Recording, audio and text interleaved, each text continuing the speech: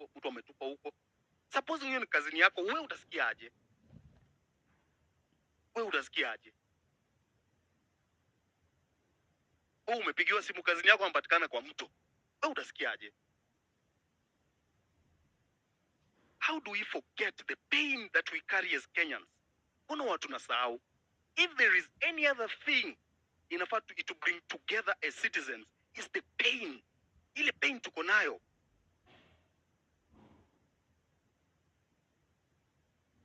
Nelson, ulifikia wapi hiyo story ya Adani? Thank you, Amerix. I feel so sad when I see people on the timeline abusing each other. Wanaaccusiana who so and so has been paid. It's so sad. And yet the other side, they have all put their differences aside. Kukuja kutumaliza, si ati kutusaidia. Unaona there is no opposition MP or anyone who is talking about the Adani deal. No one. Watu wameungana and they want to finish us, but sisi tunataka kujimaliza. It's like a double trouble. Tunataka kujimaliza, pia tunataka kumalizwa. Sasa nani atatusaidia? So we've been experiencing a bit of delay on the court process for Adani, but we are going to file this petition this coming week, hopefully. And you've seen today on my timeline, I shared the feasibility report by Adani. So Adani, wanasema hii deal haijaenda through or it's still at the proposal stage, yet Adani wamesha patiana PIP, privately initiated proposal. There are some documents I cannot share, but they've been already signed. Zimesainiwa na watu wengi sana hizo documents. And it's not at the proposal stage, it's on stage 8. And in the PIP process, stage 8 is the second last stage before it's signed and the project is implemented. And around April, the directorate, the PPP, the Private Public Partnerships Committee, already recommended, they approved and recommended this proposal for project development phase. And obviously with a bit of recommendations on what they were supposed to do. But if you look at how the government is moving, they will not obviously implement what the committee recommended them to change in the proposal. And I was even being told by some people from KA that they might make even the terms even worse. Can you imagine what I have shared is going to be even worse in the actual agreement? That's why right now everything, they went cold when this entire thing blew up. Everyone is quiet.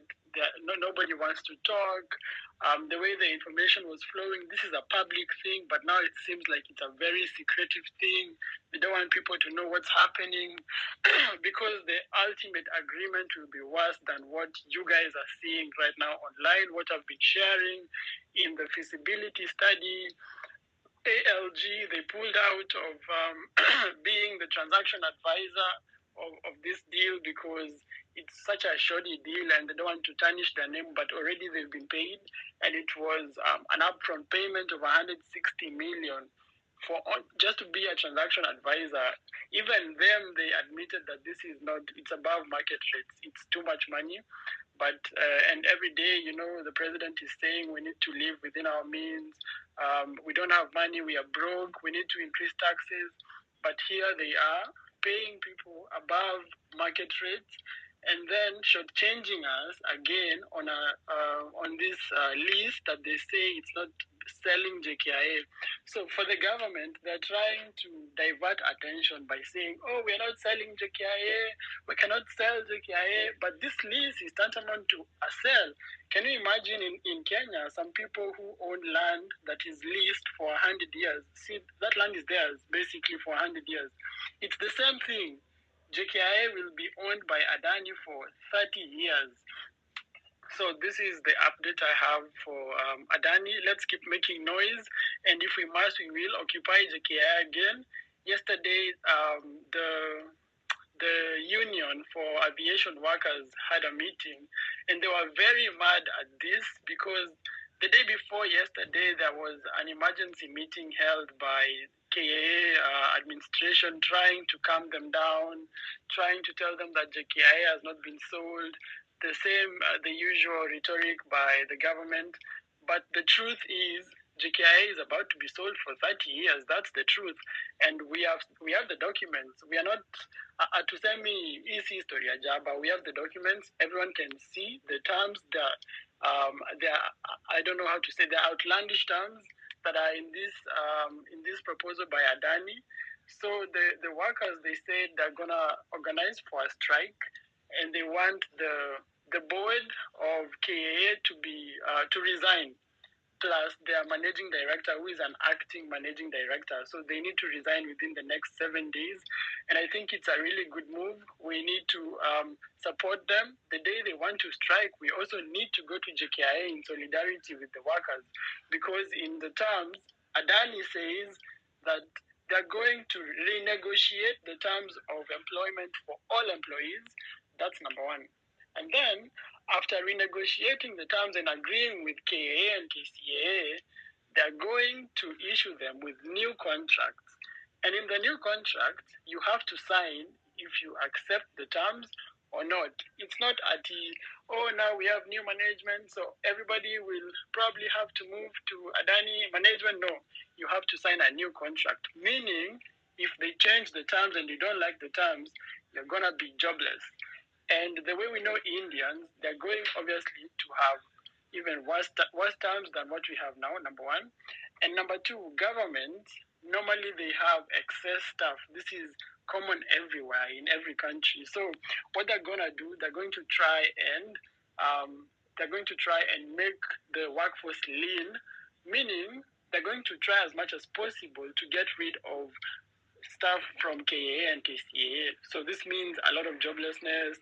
And I read somewhere in this proposal, they were telling KAA that they need to transfer this staff to other departments of government where needed.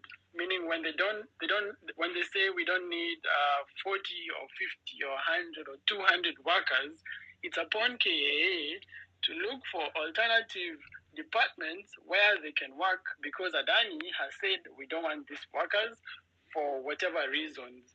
Well, it's normal for private companies to want to operate in a very lean and efficient manner. So it means many people are going to lose their jobs. That's the reality on the ground when Adani comes. And number two, I've shared so many documents, Adani files. They've been accused in Australia. They've been accused in India multiple times. And even some of them have been jailed for corruption, money laundering, for so many things they've done wrong. And these are the kind of people we want to entrust with such a national asset like JKIA. It's unbelievable that President Ruto and Murkomen and whoever came up with this deal do not have the interest of the people of Kenya at heart.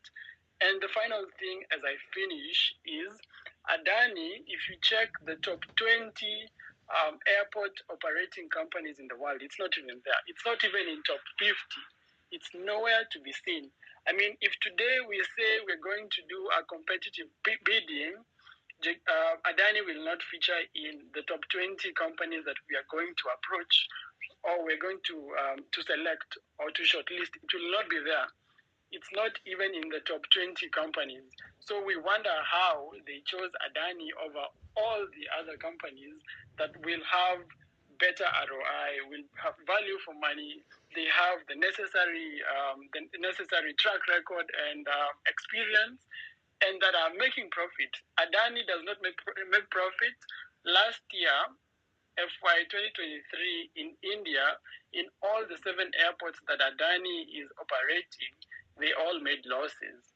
This means that if they come to Kenya, and if you look at their history, how they do money laundering, how they cheat and don't pay tax, it means probably these airports are making money, but they're trying to make it look like they're making losses so that they don't pay tax and so that they steal from these people, the Indian government.